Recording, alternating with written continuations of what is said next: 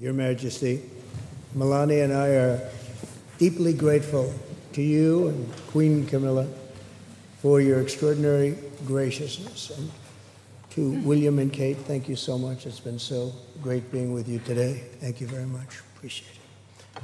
It's a singular privilege to be the first American president welcomed here. And if you think about it, it's a lot of presidents, and this was the second state visit, and that's the first, and maybe that's going to be the last time. I hope it is, actually. But this is truly one of the highest honors of my life. Such respect for you and such respect for your country. For many decades, His Majesty the King has epitomized the fortitude, nobility, and the spirit of the British monarchy and the British people. He's dedicated himself to preserving the glory and unique character of this kingdom, restoring life to the rivers and streams, supporting the works of its artists and composers, planting trees and gardens in its countryside. And I just visited one of the most beautiful I've ever seen that you just completed, and protecting the architectural integrity of cities, villages, and towns. He has uplifted the poor, cared for rural farmers, and tended to wounded veterans like nobody else. I'll tell you that I just stood in line and shook about 150 hands, and the king knew every single person and every single company, and some of them had bad names like XYZ-Q3, and he knew every one of them, or at least I think he did, because nobody was complaining. I was very impressed with that. But I just want to say that His Majesty has also raised a remarkable son in His Royal Highness Prince of Wales. Really amazing. We've gotten to know you, and I think you're going to have an unbelievable success in future. Melania and I are delighted to visit again with Prince William and to see Her Royal Highness Princess Catherine, so radiant and so healthy, so beautiful. It's really a great honor. Thank you. Many years ago, His Majesty opened his archives to a biographer. Among the documents was a letter from 1993 in which he described the patriotism and guided his many projects. He wrote that he was, quote, entirely motivated by a desperate desire to put the great back into Great Britain. In the finest tradition of British sovereigns, he has given his whole heart, everything he's got, to those parts of Britain that are beyond the realm of mere legislation. It's not easy, but which define its essence and its virtue, its harmony and its soul. It's an amazing calling, and there's nobody that's answered that calling like you have. A fifth of all of humanity speaks, writes, thinks, and prays in the language born on these isles and perfected in the pages of Shakespeare and Dickens and Tolkien, Lewis, Orwell, and Kipling. Incredible people, unbelievable people like we have rarely seen before, probably won't see again. The lion-hearted people of this kingdom defeated Napoleon, unleashed the Industrial Revolution, destroyed slavery, and defended civilization in the darkest days of fascism and communism. The British gave the world the Magna Carta, the modern parliament, and Francis Bacon's scientific method.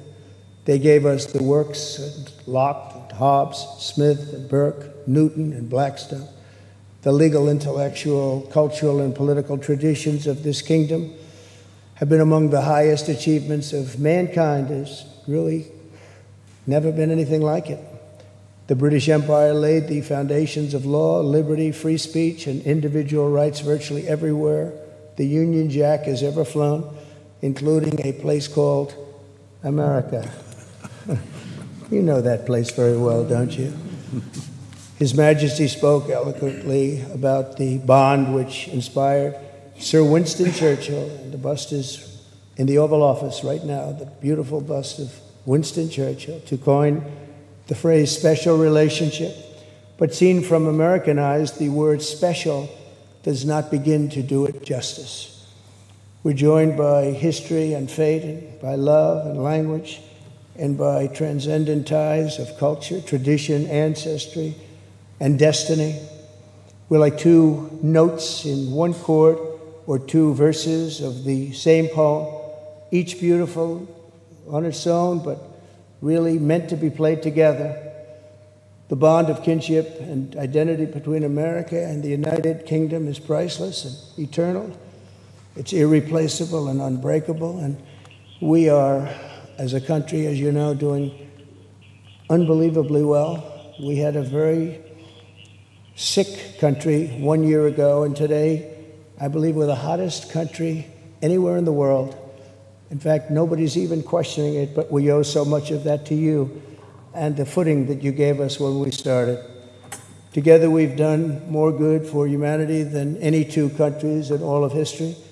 Together, we must defend the exceptional heritage that makes us who we are, and we must continue to stand for the values and the people of the English-speaking world, and we do indeed stand for that.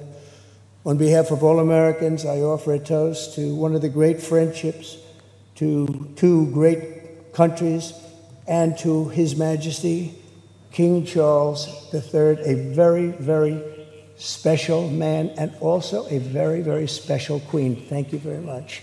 Thank you. Thank you very much. It's a great honor to be with you.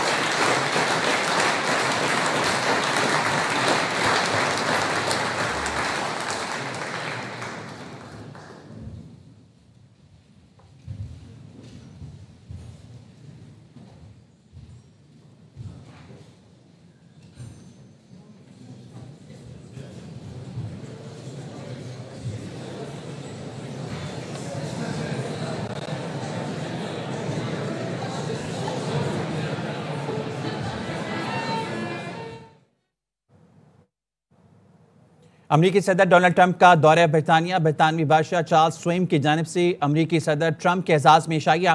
बरतानिया का दूसरा सरकारी दौरा कर रहा हूँ। अमरीकी सदर डोनाल्ड ट्रंप ने कहा, बादशाह की दावत पर दोबारा बरतानिया मेरे लिए एजाज़ है। बरतानिया ने दुनिया को मॉडर्न पार्लियामेंट का तस्वुर दिया। अमरीका एक साल पहले तक बहुत पीछे था, मगर अब ऐसा नहीं है। अमरीकी सदर ने अपने खिताब में कहा, अमरीका और बरतानिया के ताल्लुकात तारीखी, गहरे और काबिल फ़ख्र हैं।